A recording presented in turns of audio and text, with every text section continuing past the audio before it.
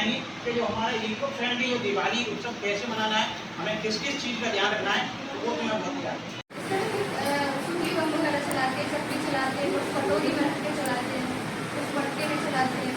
तो हमें ऐसा करना है कि कोई भी पटाखे चला रहे।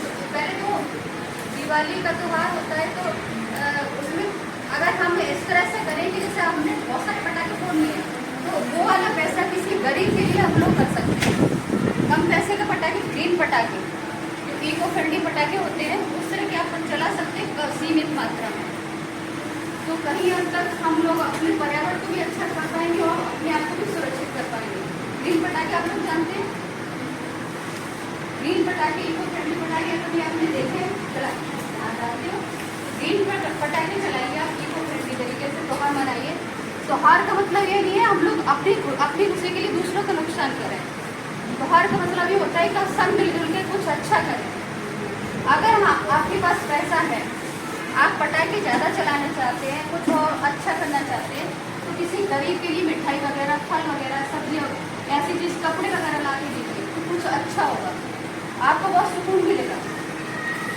अगर हम हर एक इंसान अपने बारे में सोचेगा तो कहीं हद तक इससे कुछ अच्छा नहीं होगा। सभी के लिए सोच के कुछ अच्छा करोगे तो सब कुछ अच्छा होगा।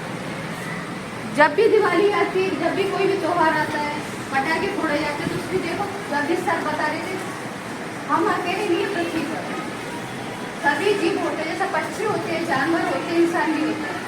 जब भी पटाखे चलाए जाते हैं तो हमारे जो जानवर हैं, पक्षी हैं, उनको बहुत प्रॉब्लम होती है। पक्षी आपने देखा पेड़ पे बैठे होंगे, जब भी कोई पटाखा फोड़ेगा तो दौड़ते हैं, बहुत से पक्षी मर भी जाते हैं।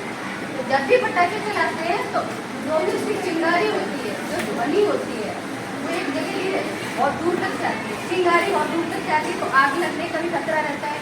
बहुत से परिवार जिनका सामान की चौपड़ी होती है वो जल जाती है।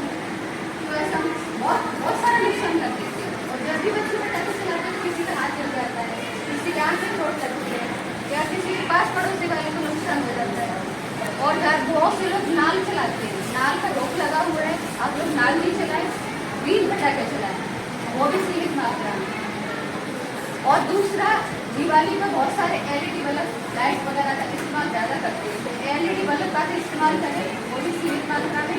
आप दिए का इस्तेमाल ज़्यादा कर सकते हैं, आप दिए जलाइए, कैंडल नहीं जलाइए। कैंडल क्या पेट्रोलियम होती है, उससे भी प्रदूषण होता है। जैसे आप पटाखे फोड़ते हैं उससे धुआं निकलता है, ऐसे कैंडल आप जलाओगे तो उससे भी आपको प्रदूषण ही होगा।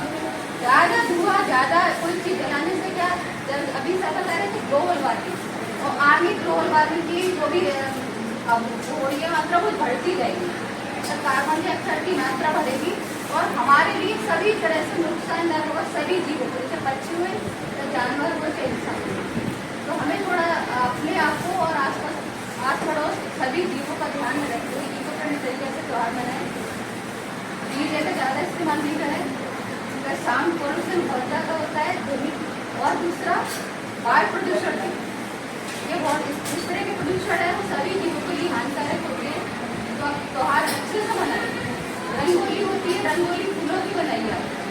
रंगोली के जो कलर होते हैं आप लोग वो भी रासायनिक होते हैं, तो फूलों वाली रंगोली बनाइए। या फिर जो कलर होती है, फूलों वाले कलर भी आते हैं, होते हैं ना, उस तरह की आप रंगोली बनाइए, वो ज़्यादा अच्छा रहेगा। आप बच्चे हैं, आपका जैसा पूरा जीवन पड़ा हुआ है, तो आप अपने लिए अच्छा सोचो, दूसरों के लिए भी अच्छा सोचो। कोयला हमारे लिए भारत दुनिया में ज़्यादा समय तक के लिए नहीं है, और हमारे लिए सेफ ऊर्जा, जैसे सभी बताते हैं, सौर ऊर्जा, पवन ऊर्जा, इस तरह की ऊर्जा होती है, एक पानी से बनती है, एक गोबर गैस से बनती है, इस तरह की ऊर्जा होती है, हमारी सेफ ऊर्जा होती है। पर जो हमारे अभी जो कोयले के वाली इंडिया में ज़्यादातर कोयले वाली इस्तेमाल कर रहे हैं, तो कोयले वाली ऊर्जा हमारे आगे भविष्य में आप लोग, जब आप हमारी भर्ती आएंगे तब तक कोयला नहीं बचेगा। तो कोयला इतना नहीं है हमारे सरकार के पास जो आपको मतलब इतना बड़े होते हैं वो कोयला बना देगा। ऐसी पेट्रोल डीजल है, वो भी ज़्यादा समय के लिए नहीं है, जब हम लोग उसका बहुत ज़्यादा इस्तेमाल कर रहे हैं, उसको भी बचाना है। तो आप अपना भी ध्यान रखो, सभी का ध्यान रखो। इस तरह से रहेंगे, जैसा भी सब बता रहे हैं, पर्यावरण के लिए जीवन शैली। अगर हम पर्यावरण के हिसाब से अपने आप को ढाल लें तो बड़ी हद तक हम बीमारियों को और ग्लोबल वार्मिंग की जो मात्रा बढ़ती जा रही है, प्रदूषण जो